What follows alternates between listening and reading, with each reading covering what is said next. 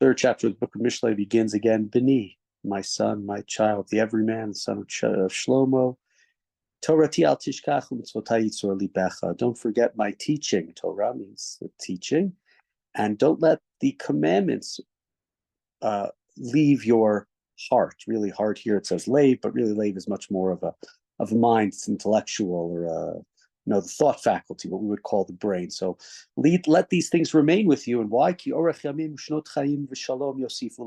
if you do so, you will live a lengthy life, years of life and well-being. Is that just literally about how long you live, 50 years, 80 years, 100 years, 200 years? Or is it about the quality of life that will be bestowed upon the person who lives life correctly? Chesed v'emet al ya'azvucha koshreim al gargarotecha katveim aluach libecha. So kindness and truth will not leave you if you listen to this advice, if you run after wisdom, which is not just intellectual, but moral wisdom and living your life correctly.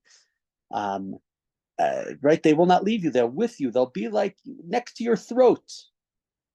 And they'll be written down on the tablet of your mind, on the luach. It will be constantly there, so close to you, in your brain, in your lips, on your tongue, in your throat. Umatzachein v'seichel tov be'enei Elohim v'adam. And what will happen as a result of that?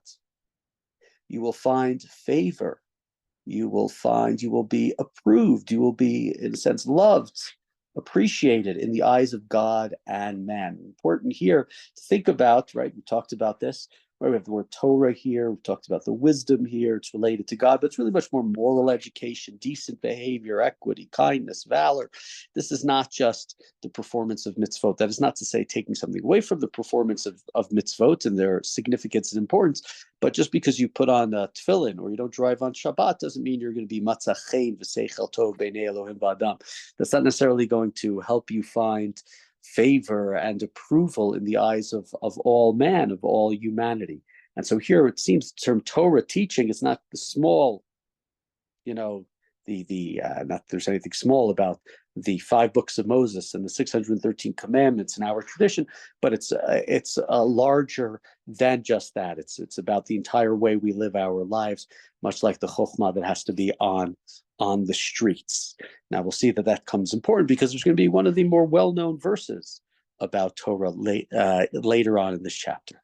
B'tach el Adonai b'chol libecha v'el binatcha al tisha'ein. Trust in God with all of your heart, with all of your mind, and don't rely on your own understanding. Don't only be about your own bina, your own understanding. We don't know everything. You have to also rely upon God. B'chol derachecha da'ehu v'hu yiyasher orchotecha. In all your ways acknowledge him, and he will make your path smooth if you acknowledge God in all of your ways. Now, this verse of B'chol derachecha da'ehu, in all your ways acknowledge him or know him, becomes a very important verse. I have the Sefaria app open, and it has some commentaries and 3 quotes from the Gemara and 2 from the Tanakh and 14 from Halacha. And in the works of Chassidut, there are 80 sources that it turns you to.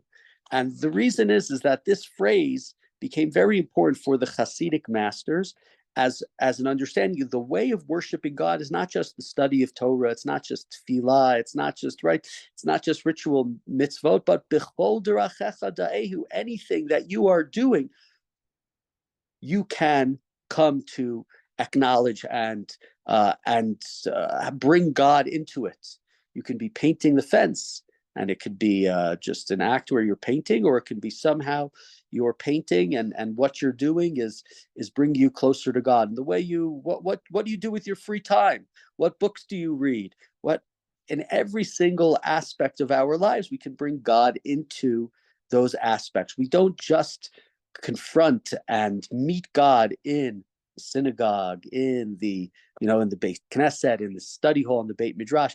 It's in every way of our lives. There are ways of connecting to God. B'chol derachecha da'ehu becomes a very important phrase, especially in Hasidic literature. Now, it's not only limited to Hasidic literature. Rambam talks about it in terms of the way that somebody lives, how much you sleep and how much you eat, and the way you eat, and why do you eat. there are many ways in which this verse is used, but especially there in the Hasidic literature, really, it's really used very often. Let's continue. There's going to be even more well-known phrase. Al tihi, we're in verse 7. Chacham be'enecha yirei et Adonai v'sur meira. Don't be wise in your own eyes. Fear God and sur, stay away from, shun evil. Rifuot tihi lisharecha v'shikui le'atzmotecha. Now, if you do that, you stay away from evil, and you don't think that you know everything. You're not so wise in your own eyes. You trust God. You understand you don't know everything. That will be a cure for your body, a tonic for your bones. Kabed et Adonai mehonecha umereshit kol tvuatecha. And once you have this understanding that there is something above you, there's something greater for you. You don't know everything. You're not the be all and end all, and the beginning of knowledge and the end of knowledge. You will honor God with your wealth, with the best of all your income. And if you do so, the yimleu asamecha sava v'tirosh yikaveha yifrotzu, and your barns will be filled with grain, your vats will burst with new wine. Now, verses like this are difficult just because you give tzedakah, just because you're dedicated to God, and you spend a lot of money on your kids' day school tuition doesn't mean that you're going to be financially successful. But maybe it's about perspective. If you understand your place in society, you understand the world, you're willing to give of your best, whether it be your time, whether it be your money, whether it be your effort as part of a moral, godly endeavors, then even if your barn is not so full, you will feel your barn is full. You will be filled with grain. Your vats will be burst with new wine. I know it's not the literal reading of the verse, but just not the case that just because you give a lot of charity, or you're willing to spend a lot of money on your Jewish life and God, that you're going to become wealthy. That's not reality based upon what I have seen. Sometimes it is, but it's not reality. Musar Adonai b'ni al timas v'al takotz b'to chachto. So now he goes to the musar. Don't reject the discipline, the ethical teachings. Don't hate them, my son. Don't hate the rebukes. When somebody tells you you're doing something wrong, think about it. Because whom God loves, God rebukes as a father, the son who favors. And this basic understanding that we discussed at some point earlier, there's an idea of Yisurin Shel Ahava in Jewish life, Jewish tradition, that sometimes to set a person straight, God has to give you a little nudge, a little push. Maybe it's going to be a little bit of a punch, something that's going to be difficult. And that's not an easy way to tell somebody that they've done something wrong. I'm not recommending anybody do this to another human being, but there's a concept that sometimes people suffer, but it's out of the love of God to set them on the straight path. Something you need something, hopefully it's nothing too terrible, but to shake you up a little bit. And it doesn't necessarily represent God hatred of you that something bad happens. It may be, sometimes just like a father rebukes their child. Father loves their child. That's why there's God. Child is getting rebuked from the father to get them to make better decisions. Continuing pasuk Yud Gimel, Ashrei Adam matzah chochma v'Adam yafik tuna. Happy is the man who finds wisdom, the man who attains understanding. Hitov sachra mischar kasef umecharutz tivuata. Because wisdom, her value in trade is better than silver. Her yield is greater than gold. Talked about how chochma very often is personified in the female here. And that's right, it's her value. It's given the female form. Mikarahi mipninim. She's more precious than rubies. All of your goods will not equal her. The wisdom, and again, wisdom here, not just intellectuality, not just academic, not just knowledge, but it's wrapped up with decency and goodness and moral behavior. Orech yamim bimina, b'smola osher v'chavod. In her right hand is the length of days, in her left, riches and honor, right? Wisdom has both give you a lengthy life, whether that's in the amount of years you live, whether it's in the quality, and in her left is also as riches and honor. This is what you can get from the pursuit of the type of wisdom that we have. Here now we'll get to two very well-known verses. We're in verse 17, Darachea darchei noam, v'chol netivotah shalom. Her ways are pleasant ways. All her paths are peaceful. Very important verse.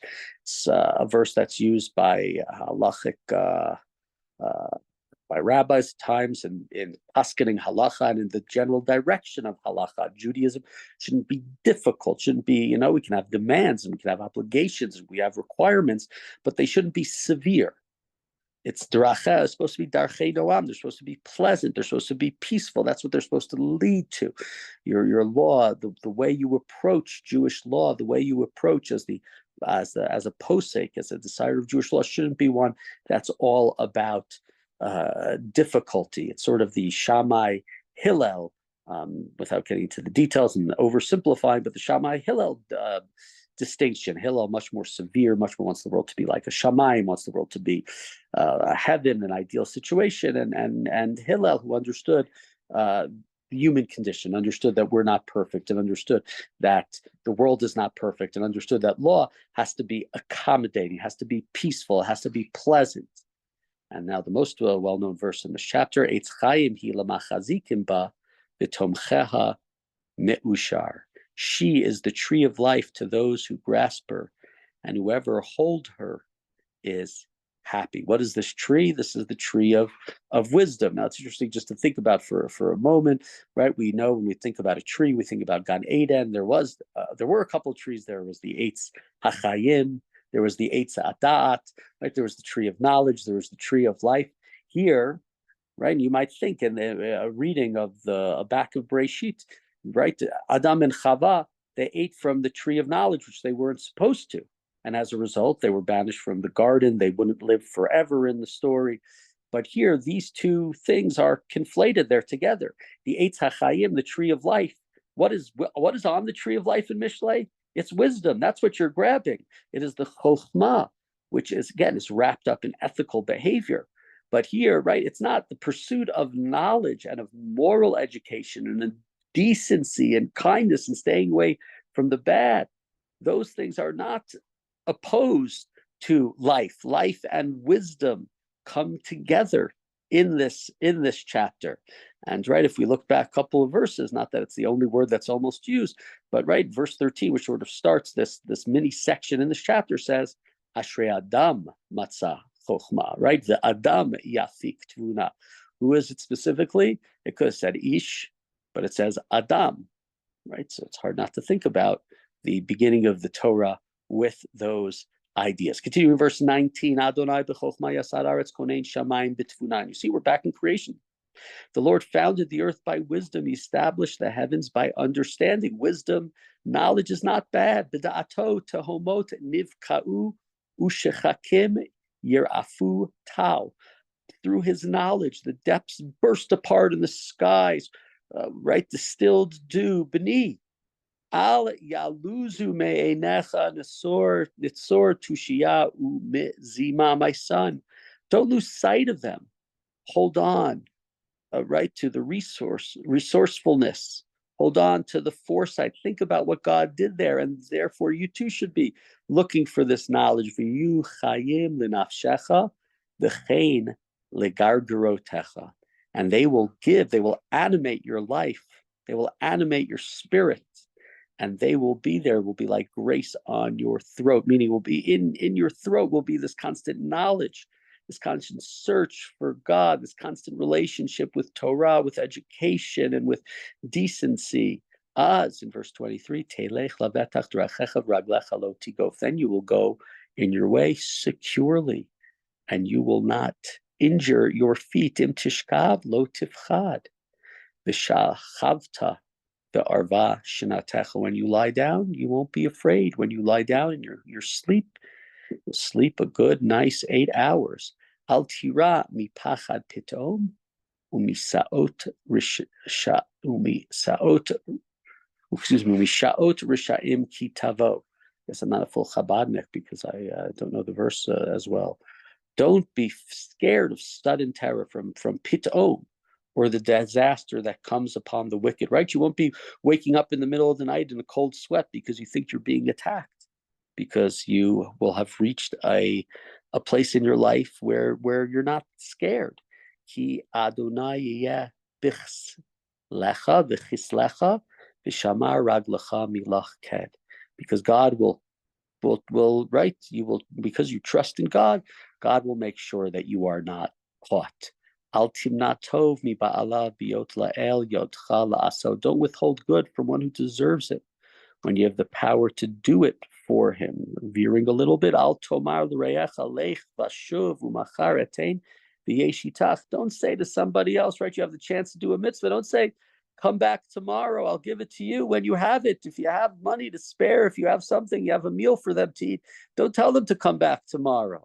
Al tacharosh, we're in verse 29, Al reyecha ra'av u'hu yoshev levet hachitach. Don't devise harm against your fellow who lives trustfully with you, right? He trusts you. And what are you doing? You are plotting against him.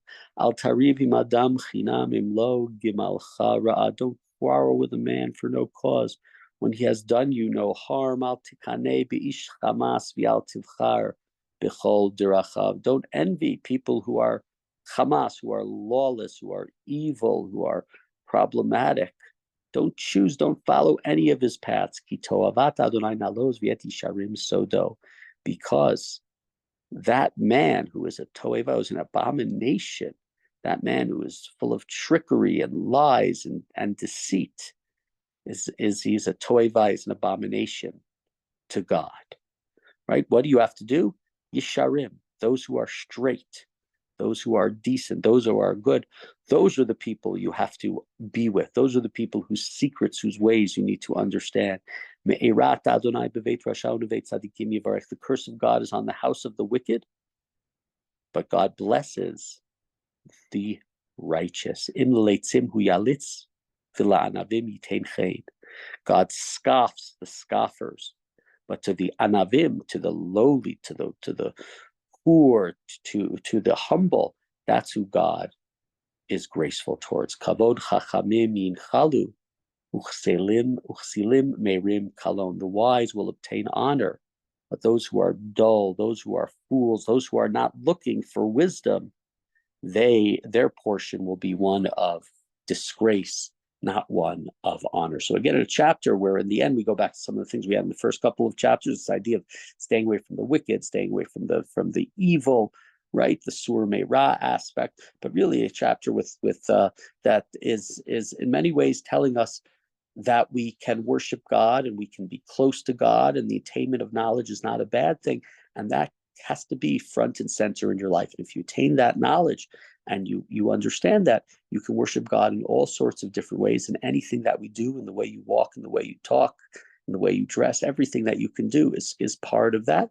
And in so doing, at least this chapter says that you will be protected. It's not so clear that that's the case. Many a righteous individual who, despite following these paths, is not protected in the same way. Those are questions that go well beyond this chapter. But the hope of this chapter is you live a decent life. You won't get enemies. Things will be good for you. You'll feel a great sense of living a long life and having a life that is enriched with the wisdom and the moral education and the follow-through that this person lives if they don't leave the teachings of their parents behind.